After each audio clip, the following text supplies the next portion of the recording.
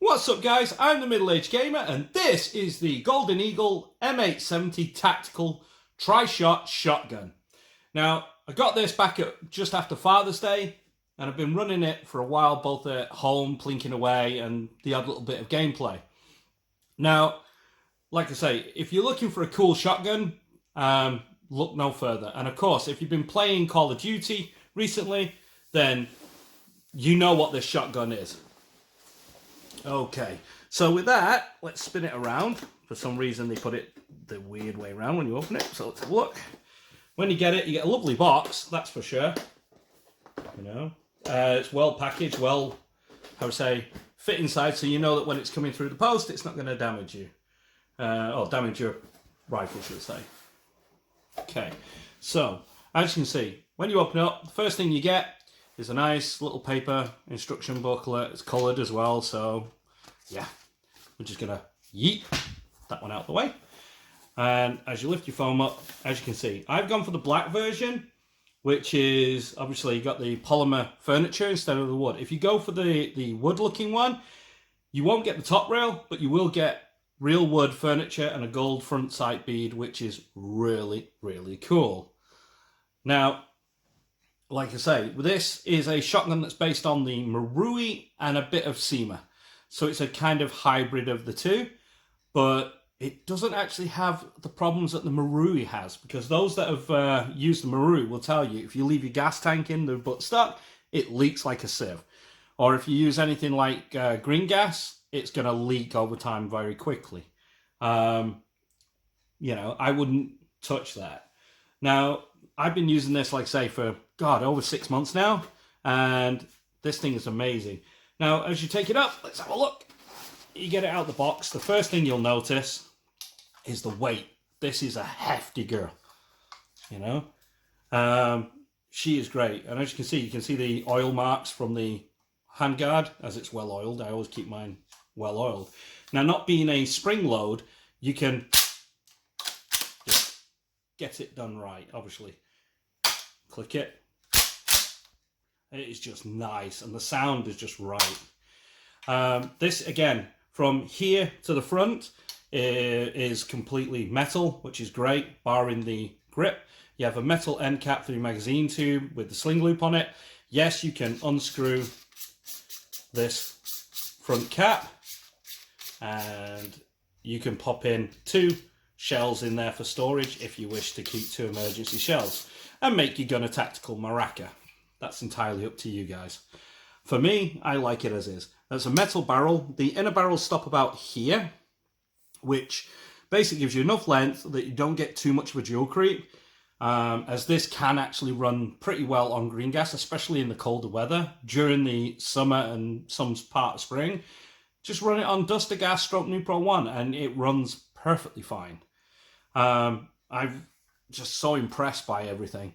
Now, like I say, it's a front, metal post with a little white plastic insert there so that you can clearly see it, which is matched by the ghost ring aperture at the rear, and it was actually bang on day and date. You know, when you get out of the box, first shot I took, it was absolutely lined up.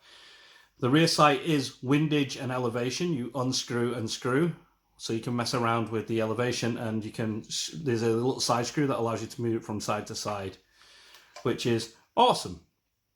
Now, obviously, you're not going to use it. You're going to be using this part, the nice tactical rail, which is why I got it, because I like having a red dot on there.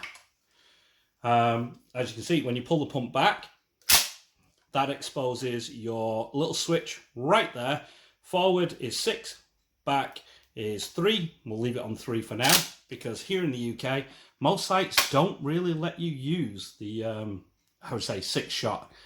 You got to imagine, this is actually quite a tight grouping shotgun, and 3 BBs almost at the same time, even if you're only using 0.2, is technically the feeling of a 0.6 gram BB. It's ridiculous. But yeah, the polymer of the stock is not creaky. It's well built. There's no give. Same with the handguard.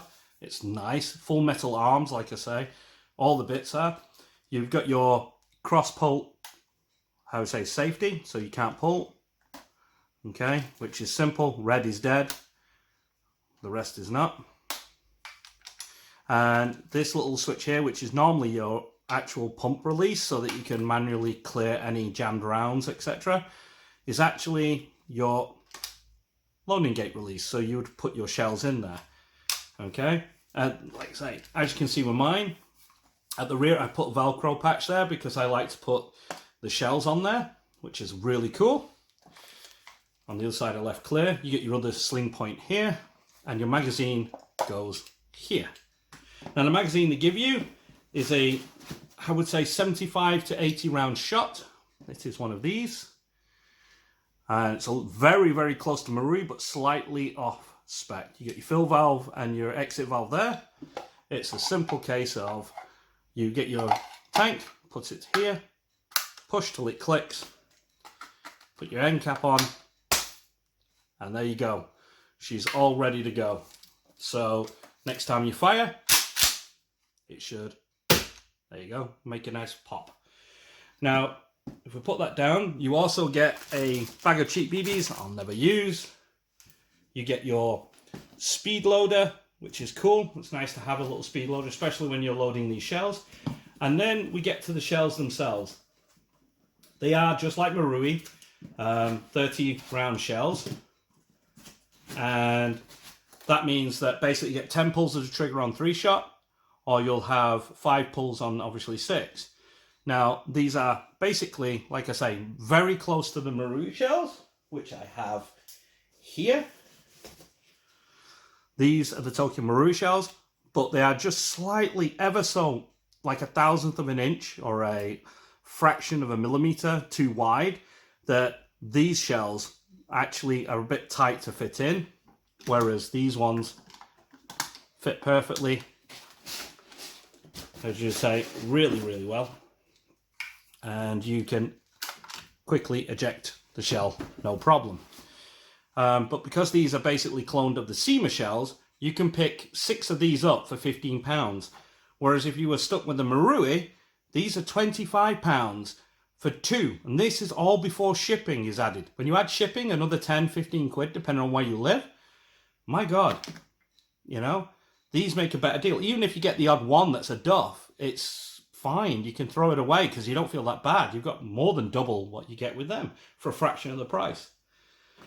So yeah, with that being said, let's load up these shells, let's take it outside and let's see what the spread is. Okay, let's try an FPS test. I'm going to run it with 3 shots going through. Hopefully we'll be able to find some good results out of this, and if we do that, I'll then take it to the, the range and spread. Okay, so let's cock and load.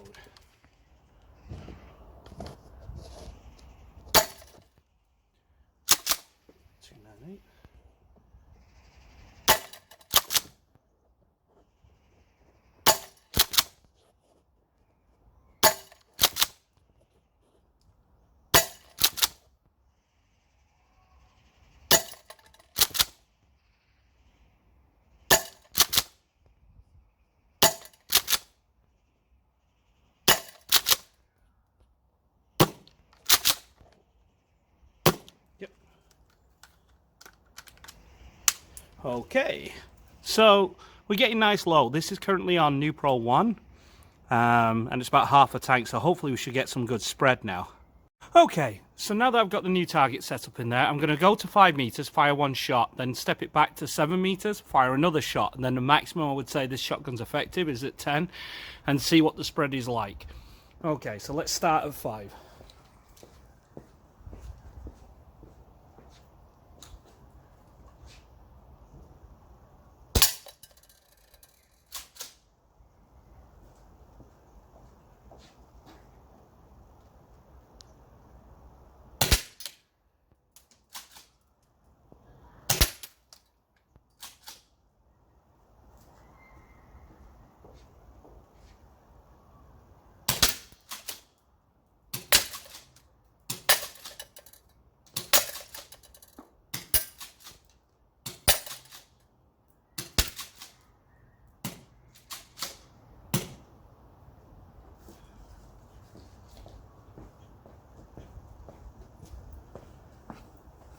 Okay, that's a nice spread. Yeah, that is awesome.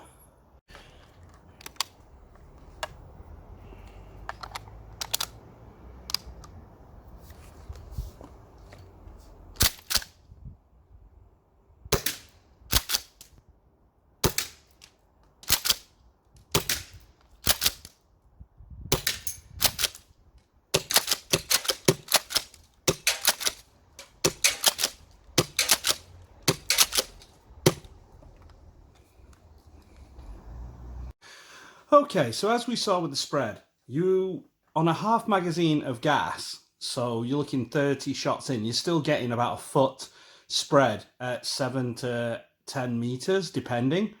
The velocities are perfectly fine for CQB, because remember, this is going to be 3 BBs hitting the person, you know, pretty much most of the time, especially when you've got a full gas tank, you'll be pushing a little bit higher FPS. As it's standard with all gas blowback or gas powered rifles, shotguns, and pistols. But as you can see, it's awesome. You know, it's fully green gas compatible. The magazine I've left in this gun was left there for 6 months with the same level of gas, sort of thing. It's always been left with pretty much half a tank of gas, which I am planning on doing a series of videos of how-tos and little guides and so on, especially now that winter's here. You guys obviously, you know, ask me, especially when I go to my site, I get asked, how do I do this? How do I do that? And I don't mind helping out, letting you know what I do, and that's worked for me. And you can make your own educated guesses as to what will work for yourselves. But as you can see, it looks mean, especially when you've got your Velcro cards that you can just rip off and whack a new one on. Those are wide enough and long enough to just fit into a standard M4 pouch. So you can just push one card in each and you've got them ready to go. So technically there's 50 pulls of the trigger on each in that respect, you know, each card, which is great. And these are like £8 for a pair off Amazon. They're really cheap. You've got a nice little red dot on there, which is cool. It's a Trijicon RMR. And like I say, I just fitted a little sling just to help, especially when it's like round in the house or what have you, you know. It's just a nice option. But it fit and finish is perfectly fine. It's acceptable. The reason I got this shotgun was because I actually wanted a KSG-12. I purchased a KSG-12 for Father's Day this year. It arrived to my door. I pumped it once, fine. Went to pump it again. The pump locked to the rear, and that's because of, to be honest, Tokyo Marui dropping the ball. One of the rare times they do, but they did. And it is something they've never fixed. In the 8.5 years it's been on the market, they have never fixed that issue. Having mine being 6 months old, so 8 years after the fact, it's still got, under the cheek well on the inside, just 2 small little plasticky viney straps that really hold the clockwork in position. And kicking the thing there, but yeah, it holds the internal clockwork, which is all in nice, contained on this, nice and thin and vertical. On the KSG, it's like this at an angle, and you've got the pump arms going backwards and forwards, and those little vinyl strips on either side of the cheek well actually hold them pieces of gears and so on in place, and stops these pump arms here from going too far back and going past the lock. And of course, because those are just held on with 3M tape, with oil, everyone knows that's just going to move, and these pump arms just push them out of the way, allow it to continue to travel, and they lock it up. And you have to completely strip down the KSG-12 to unlock the pump, push it to the forward, and the next time you do it, it's just going to do it again. It's a shizer design, it's really garbage, and it's another reason why most people, when they get the KSG-12, HPA the bloody thing. And I'm like, whatever, you know? But yeah, I went for this being a Resident Evil shotgun.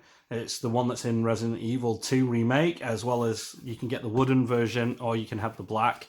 Like, I prefer it with black, it's just nice, especially when you're in low light conditions and you're just ready to tactically shoot someone in a clearer room. But again, it's your own personal aesthetic. But with Golden Eagle, you get real wood instead of plastic for the wood one, and obviously polymer for the black.